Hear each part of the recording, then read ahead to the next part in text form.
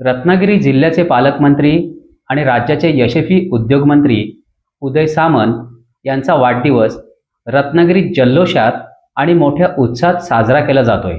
रत्नागिरी शहरातील जयस्तंभ येथील संपर्क कार्यालयात पालकमंत्र्यांना शुभेच्छा देण्यासाठी त्यांचं अभिष्टचिंतन करण्यासाठी सकाळपासूनच कार्यकर्ते आणि हितचिंतकांची मोठी गर्दी उसळली आहे. या निमित्ताने संपर्क कार्यालय टवटवीत सुगंधित फुलांच्या माळांनी सजवण्यात आले.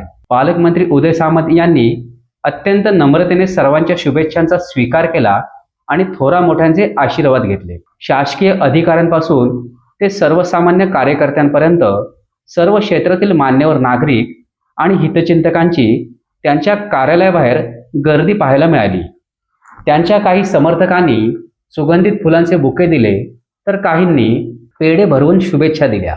महिला भगिनींनी औक्षण करून अभिष्टचिंतन केलं. राज्यातील मान्यवरांनीही दूरध्वनीद्वारे पालकमंत्र्यांना शुभेच्छा दिल्या. पालकमंत्र्यांच्या वाढदिवसानिमित्त उपस्थित सर्व चाहत्यांच्या चेहऱ्यावर आनंद ओसंडून वाहत होता.